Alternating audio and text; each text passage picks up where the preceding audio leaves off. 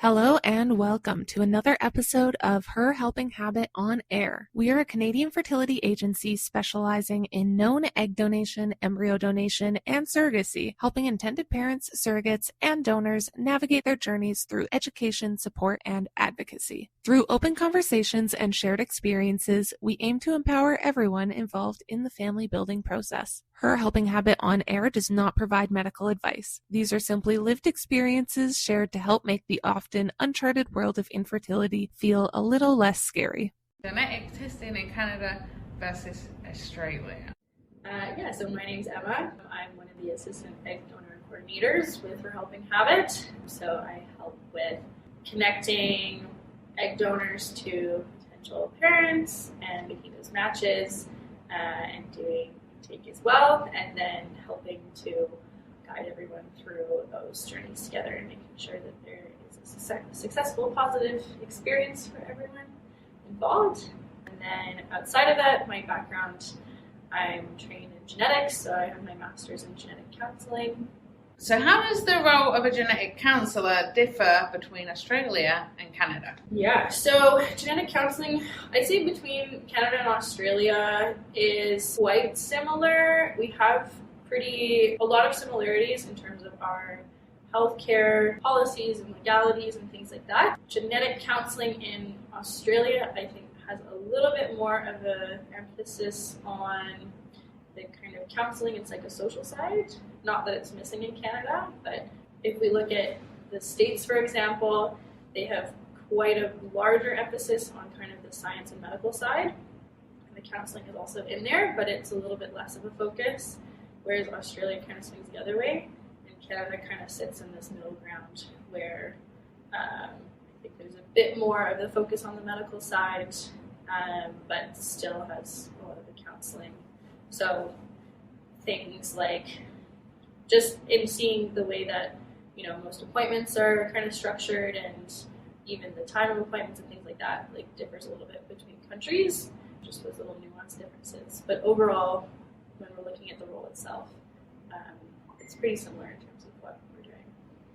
Okay, cool. That's a good answer. Can you describe any notable differences in the actual healthcare systems in the two countries and how they kind of impact on genetic counselling? Yeah, so I think probably the biggest one, so the Australian healthcare system follows both a public and a private healthcare system. So everyone has Medicare, which is basically like a public system for everyone. And then a lot of people also have private healthcare that they pay into. And so it's basically, I believe, like a monthly or annual fee that you're paying for yourself and your family. And that allows you to choose your own medical professionals, choose where you want to go. A lot of medical professionals and hospitals will offer both private and public healthcare. So it's kind of like an inclusive system, but if you can afford it, you can pay for faster service and more specific service in terms of where you want to go. Whereas Canada, we're mostly just based in public healthcare. There is a private sector as well, but I don't think it is as widely used. And there's also, I believe, some legalities to do with medical professionals not being allowed to be involved in both public and private at the same time, but I don't know a ton of detail on that. So I think in terms of genetic testing, I think, having the public-private split has benefits. If you can afford it, you can get through lines a lot quicker, you can see people a lot faster. The wait times to see a genetic counselor, for example, if you were to go here in Vancouver to the medical genetics and it's not something that's urgent, it's probably going to be like a year to 2 years. So really long wait times, and so that private sector kind of allows people to skip through it. You could also argue on the opposite side that it's not very equitable because people who can't afford it, it's too bad. So pros and cons. But yeah, I think maybe that's kind of the biggest difference there. A lot of genetic testing in general is, unless you have a specific reason, if there is like a condition in your family, or let's say you're pregnant and there's been like an abnormality shown, things like that. Anything beyond those is seen a lot in private companies anyways, because there is this hugely growing private sector of genetics where people want to know their personal health history and they'll pay to have this all done, and that's accessible usually from any country. Are there any specific genetic conditions that are more prevalent in one country versus the other? I would say it depends. It's hard to look at the countries of Australia versus Canada because beyond a couple hundred years ago, like most of our genetics are based in our ethnicities coming from other places. So if we're looking at, most people in Australia are based of white European descent, a lot of people in Canada as well, and so the conditions that we see are pretty similar because it's just the same ethnic background that people are coming from. So I guess the better question is looking at communities and backgrounds from like further back. And so, in Canada there might be a higher prevalence of a particular condition, but it's probably because it's, in people who are more likely to be in people who are from Asia, for example. There's also like some very small communities that exist that have their own specific conditions that are highly associated. So there is some communities in Quebec, and you can look at like Ashkenazi Jewish people, which there was quite a large population in Canada, or Indigenous people as well, where we see these pockets of communities that have higher prevalence of certain conditions in them, and so that might be different between the countries. Yeah, that makes sense. Yeah. I'm sure it would be more diverse, if you looked at like countries that are just from different areas of the globe kind of thing. Like, so usually like when you're speaking with patients anyway and we're collecting like a family history, we'll ask, okay, where is your background from? And if someone's like, well, I'm Canadian, we'll be like, okay, well, can you go a little bit further back and like, where were your grandparents from, or your great-grandparents? Because Canada is such a mishmash of everything that we don't really have like a distinct Canadian genetic code, whereas, if we go back and then piece people out, okay, I'm of Mediterranean descent, or, I'm of like Eastern African descent, then we start seeing bigger differences. Okay, that's interesting. Yeah. Can you describe any differences in the two countries' policies and regulations related to genetic counselling and testing? Yeah, so again, I think when it comes to like a lot of policies are developing kind of based on, big ethical questions. And so what is, we have this technology, how can we use it? Like, what do we define as right or wrong? And I think in that way, again, Australia and Canada are very similar countries in kind of the moral codes that we follow. So a lot of that's similar. There are some different projects kind of going on. There's a really cool initiative in Australia. It's like a hugely funded nationwide study that they're trying to implement reproductive genetic carrier screening as a Medicare-funded item. And so basically allowing any couples who are thinking of having a child to have their carrier screening funded, which is really cool that they're doing that, because as of right now, I know Canada doesn't fund that, and Australia doesn't, but they're hoping to get it. They're basically doing all this research to prove the importance and to put it in place so that everyone can have access to it. So that would be a neat difference there. I think we just have kind of similar legalities when it comes to, things like sex selection, for example. In both countries, it's not legal unless you have a specific reason, like a condition. Females carry this in this family or whatever. Okay, yeah. There are differences. Like one of the interesting ones is kind of the differences in egg donation and the idea of like complete altruism in Australia, where it's really hard to find an egg donor because you cannot basically reimburse someone in any way. It has to be like a completely altruistic act. So that's a bit different there. And then they have different laws to do with like the identity of donors, which is really interesting. So all children have basically the right to know who their biological donor would have been. So at age 18, they have like a whole database, and the child can find out, the name of the person.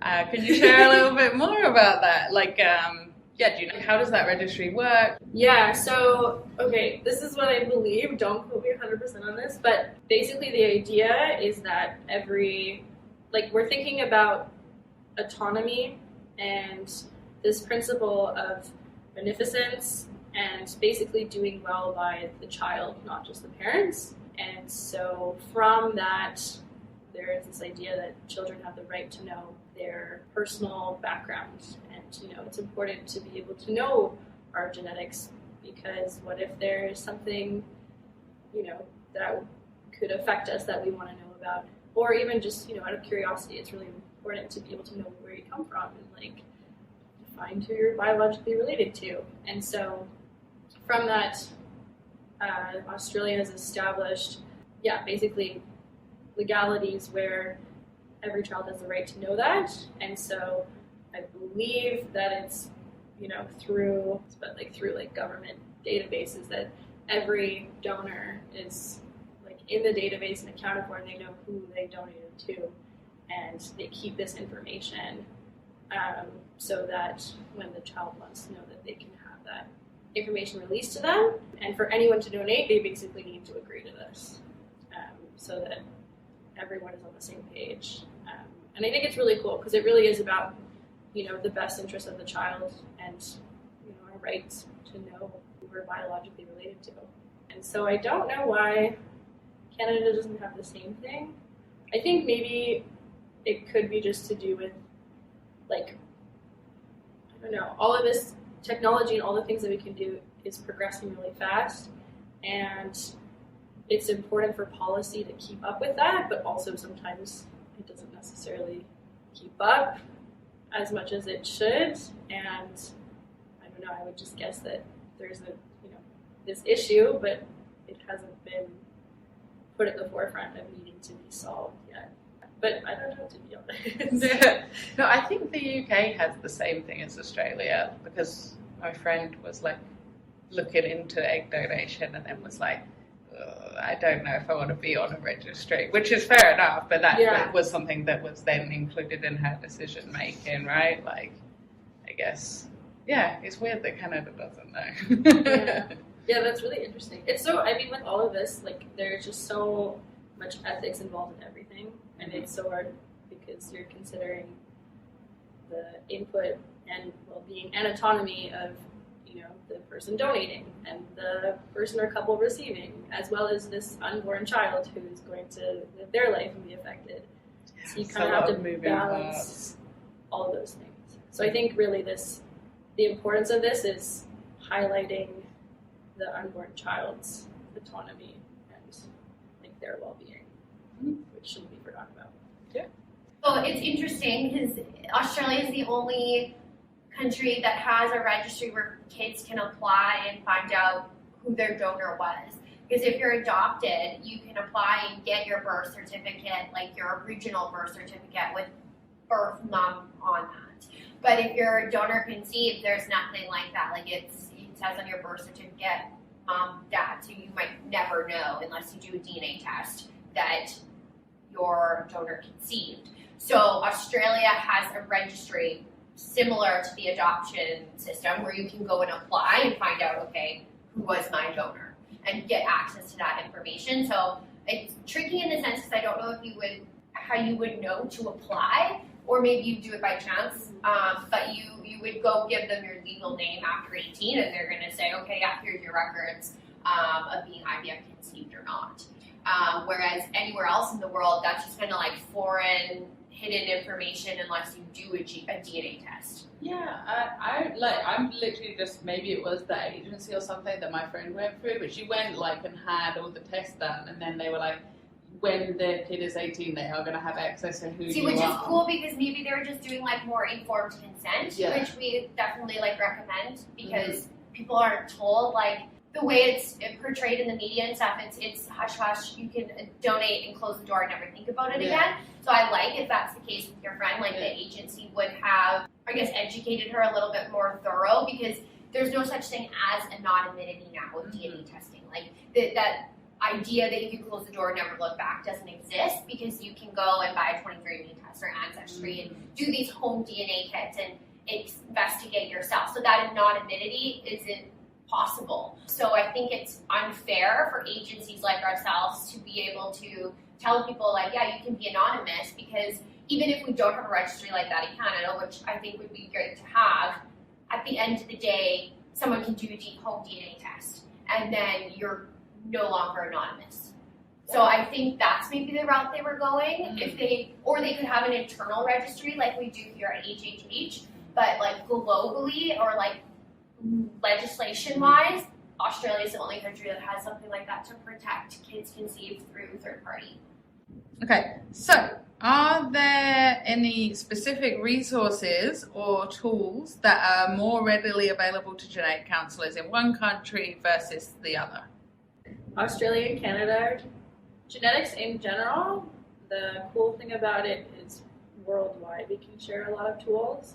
So things like large genetic databases where you can find, a ton of DNA from people all over the world, and also like information on different genetic variants. You can find, this variant has been seen 4 times, and here's each of those cases and all the information on it.